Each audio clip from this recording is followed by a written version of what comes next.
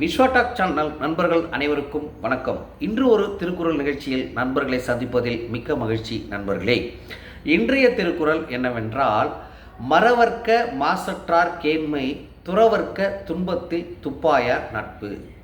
இதுதான் குறள் நண்பர்கள். அதாவது குற்றமற்றவர்களின் நட்பை எப்பொழுதும் மறந்துவிடக்கூடாது.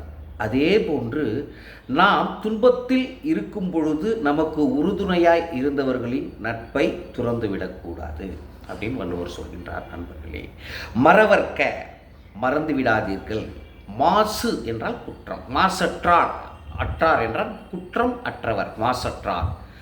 கேண்மை, இதனுடைய ஆப்போசிட் வேர்டு என்ன? பகைமை. அப்போ கேண்மை என்பது நட்பு. எப்பொழுதும் குற்றமற்றவர்களின் நட்பை மறந்துவிடக்கூடாது. மறவர்க்க மாசற்றார் கேண்மை. அதே போன்று துறவர்க்க என்றால் துறந்து விடக்கூடாது. துன்பத்தில், அதாவது நம்ம துன்பத்தில் கஷ்டத்தில் துப்பாயார் என்ற பொழுது அதற்கு உடன் இருந்தவர், துன்பத்தில் உதவியவர், அவருடைய நட்பை துறந்து விடக்கூடாது. துறவர்க்க துன்பத்தில் துப்பாயார் நட்பு.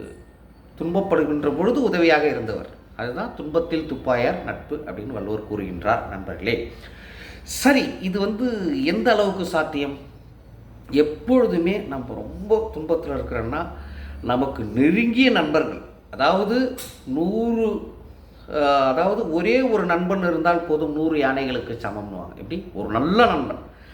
அந்த மாதிரி இருக்கக்கூடிய நண்பர்கள் மட்டும்தான் நம்ம எப்பொழுதுமே துன்பப்படுகின்ற பொழுது நமக்கு உறுதுணையாக இருப்பார்கள். அதே மாதிரி எல்லா சொந்தக்காரங்களும் நமக்கு எப்பொழுதுமே ரொம்ப நம்மளை கேர் எடுத்து பார்த்துக்குவாங்கன்னு கிடையாது.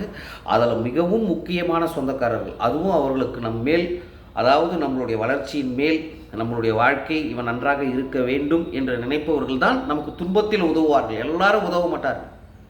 எல்லார் வாழ்க்கையிலுமே இது ப்ராக்டிக்கலாக நிறையா நடந்திருக்கும், நிறையா பார்த்துருப்பீங்க. அதே போன்று துறவர்க்க மாசற்றார் கேண்மை, அதாவது மறவர்க்க மாசற்றார் கேண்மை அப்படின்னு சொல்கிறார். அப்படின்னா என்ன?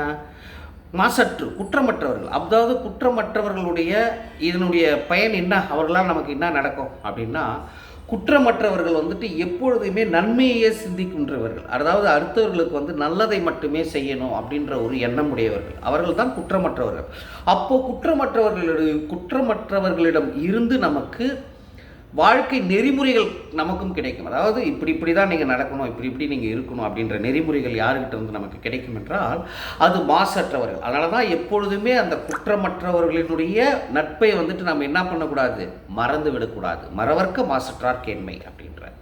எனவே நண்பர்களே, எப்பொழுதுமே ஆபத்தில் நமக்கு உதவியவர்களுடைய நட்பை நம்ம என்றுமே மறந்து விடக்கூடாது.